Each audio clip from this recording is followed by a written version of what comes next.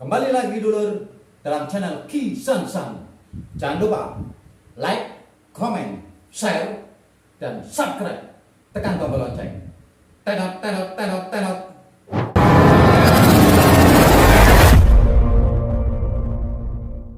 Oh, itu sendiri bagaimana bos? Apa kayak vertigo itu? Itu kan sama tadi. Sama aja ya? Iya, itu hasil ulah karena kita banyak berpikiran negatif. Berarti antara hati dan otak tuh tipis banget ya? Tipis. Maka itu adalah namanya Ya'jud dan Ma'jud. Ya'jud dan Ma'jud itu suatu keinginan yang seolah-olah itu dari hati, padahal itu sebenarnya dari otak. Itu pasukan Dajjal. Maka disimpulkan, ya, disimpulkan. Zulkarnain, tahu Zulkarnain? Ya, tahu Zulkarnain? Ya. Nah, ini ketika dalam perjalanannya menemukan dua bukit. Akhirnya apa? Di dua bukit ini nggak ada pembicaraan. Artinya apa? Nggak ada ilmu-ilmu yang tuntutan daripada Al-Quran. Di situ untuk benar-benar ya Ya'jud dan Ma'jud itu nggak menyerang ke kaum yang ada di dua bukit itu. Ini Zulkarnain ini membuat tembok. Ini saya kasih sedikit ya, hikayat ya. Membuat tembok. Zulkarnain ini meminta sebuah besi, minta besi yang kuat. Artinya apa? Kita ini harus kuat teguh untuk bisa mengendalikan sifat 4G kita. Setelah besi itu dipancangkan, baru Zulkarnain meminta tembaga untuk dicairkan untuk membentengi. Itulah untuk kekuatan hati. Jadi jangan sampai keinginan itu nanti membelenggu kita, karena keinginan itu adalah suatu penderitaan, apalagi keinginan yang didasari dari hawa nafsu. Ya'jud dan Ma'jud ini tipis. Oh, berarti kayak hati dan otak tuh. Iya, dan ini maka sering Ya'jud dan Ma'jud ini mau melubangi tembok itu. Artinya apa? Mau merongrong ke dalam hati.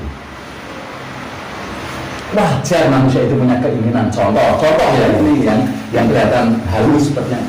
Dengan melakukan ibadah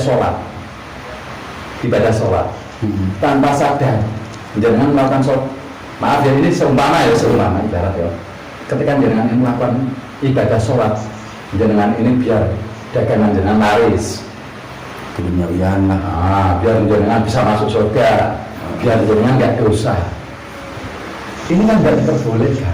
Itu seperti Ya'jud dan Ma'jud. Padahal kan semata-mata ibadah jenengan ini, sholat jenengan hanya untuk Allah Ta'ala. Inna sholati wa nusuki wa mahyaya wa mamati lillahi rabbil alamin. Betul nggak?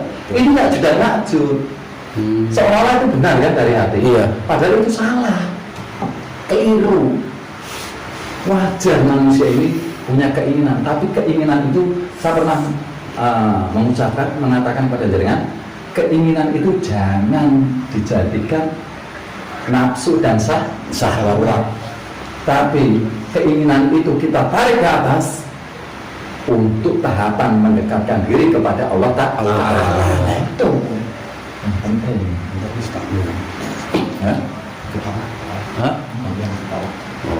Kayak gitu.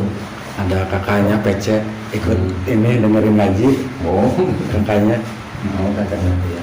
Ari. Kayak gitu kan ya. Jadi hati-hati ya. Iya. Tipis nggak? Tipis banget. Tipis. Itu dalam hati itu ya Gus. Kolbu. Ada Jadi yang namanya itu di luar ya, yang tadi itu ya, nggak, sebenarnya nggak dalam. Enggak, ya. Kalau dalam ikhlas. Gak ada yang namanya apa ya, kolbi hati nurani, kolbi nurani apa itu, hati nurani itu. Oh, itu kan bahasa biasa ya. Nurani itu dalam ya. Ya, kalau dalam bahasa ibadah yang biasa kayak gini, ma'rifat ya, fi qalbu, dalam kolbu, dalam hati yang paling terdalam. Nah, itu namanya keikhlasan. Contoh dengan sholat ini ya, makanya harus belajar benar kemarifatan ini biar sholat jenengan ini tahu Sholat ini untuk apa? Untuk mencari kehusuan, yaitu introspeksi ke dalam diri kita sendiri. Maka kan pernah saya bedah ini di Bandung ya, sholat itu ya, semata-mata untuk tahapan kita untuk mendekatkan diri kepada Allah dengan cara kita introspeksi koreksi. Ya, kira-kira sifat iblis kita ini kita sudah bisa mengendalikan belum? Sifat hewani kita sudah bisa mengendalikan apa belum? Ya, kayak gitu. Sifat manusiawi kita sudah bisa mengendalikan, sifat malaikat. Sifat malaikat pun bisa dikendalikan, harus. Kalau enggak bahaya. Ya. Iya. Nanti timbulnya kesombongan juga ya. Betul. Makanya semua ini harus kita kendalikan. Namanya 4 sifat ini harus kita kendalikan karena jenengan ini menjadi saksi di dunia ini. Saksi ahlul dohiriyah yang dititipkan Allah Ta'ala ini biar benar-benar untuk bersujud kepada Allah Ta'ala, untuk merendahkan diri kepada Allah Ta'ala, untuk benar-benar mendekatkan diri kepada Allah Ta'ala, beribadah yang hak kepada Allah Ta'ala itu. Ya. Iya. Tipis banget sebenarnya. Benar Mas Edin, makanya hati-hatilah. Kalau nggak bisa menelaah lebih dalamnya di sini. Makanya kan saya kasihan ini orang yang katanya Iya. belajar, ya. Padahal semua ini loh kias, betul. Kias. Kayak gini, saya tuh spontan sebenarnya sama orang bilang gini, orang itu katanya sakitnya nggak sembuh ini itu pokoknya parah lah, sering kesakitan, sering ini.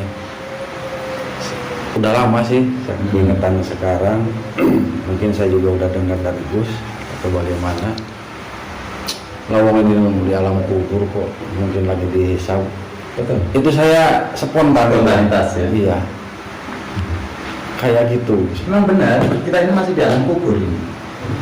Kan terkubur dalam dohiriyah. Makanya orangnya juga, loh, maksudnya di mana? Oh ya di alam kubur, udah itu aja.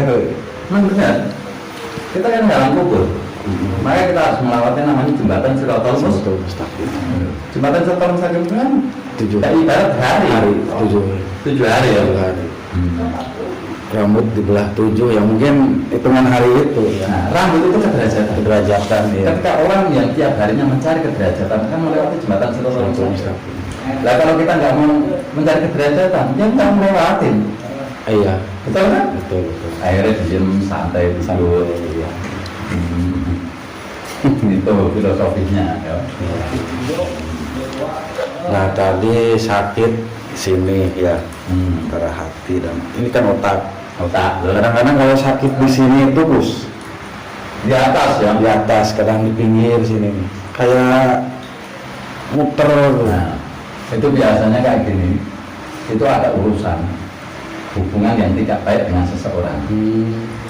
Biasanya ada permasalahan dengan seseorang. Yang di sini kayak berat ya.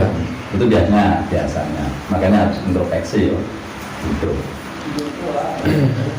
Itu tetap kita harus introspeksi ke konek dulu, kesirikan dulu ya. Jangan kayak gitu. Kadang kita di sini nih, Kang Bandul ya gitu. Iya. Ini. Jadi kita biasanya ada permasalahan dengan seseorang, orang itu nggak seneng sama kita atau memang kita yang salah kayak gitu. Makanya harus introspeksi ya. Terus ada lagi kadang-kadang orang itu salah paham dengan mungkin suatu hadis ya. Ada kan hadis apa? Tidak semata-mata Allah menurunkan penyakit. Istilahnya tuh hanya untuk mengurangi dosa seperti pohon yang daun yang gugur dari pohonnya gitu. Nah kadang-kadang orang mensalahkannya gitu, ini mah lagi dikurangin dosa, tapi kok mengurangi dosa tanpa kita ibadah kan tetap aja Gus. Ya, malah parah. Dan karena kurang memahami maknanya. Nah itu. Ya. Sekarang coba, yang namanya pohon gugur, daun gugur. Iya. Ini karena kering nggak? Kering. Terlepas nggak dari raga? Terlepas nggak dari pohon itu? Ya? Iya. Sama. Orang sakit itu karena kering. Kering. Kering kurang ilmu. Kering keilmuannya. Ya kan kering hatinya. Kering hatinya. Kering keimanannya. Makanya biar nggak kering kita harus siram dengan air. Air itu ilmu. Benar nggak? Iya, Biar nggak gugur. Nah memang sakit itu bisa kita mengurangi dosa. Tapi kalau yang paham maknanya dengan introspeksi, koreksi, akhirnya kita benar-benar Ya, introspeksi kesalahan saya apa, membenahi diri dan lebih beribadah kepada Allah dengan baik untuk mendekatkan diri kepada Allah. Insya Allah dosanya akan dikurangi. Iya. Nah kalau tetap aja Itu masuk utuh. mau nambah ya. Ya betul. Makanya kan itu harus memahami makna. Itu kadang ya orang tuh salah pahamnya di sana maknanya apa kedua lah emang mengurangi dosa tapi kitanya nggak ibadahnya nggak diperbaiki ya tetap aja mungkin malah nambah ya. Betul. Malah nambah. Sakit bukannya tambah dekat kepada Allah, malah datangnya ke klinik. Klinik nah itu Apa nggak parah? parah lagi. Tambah. Orang bilang, tapi sehat kok. Ya saya sementara. Iya Nanti beberapa bulan, beberapa tahun parah baru dan menyeret keluarganya. iya yang Betul. ngerinya tuh yang nyeret orang-orang yang dekat di sekitar kita ya. Kasihan nggak korbannya tambah banyak nggak? Iya. Nah, itu maksudnya. Makanya kita ini harus benar-benar mencari tuntunan. Tuntunan yang benar-benar yang hak. Jangan sampai salah jalan.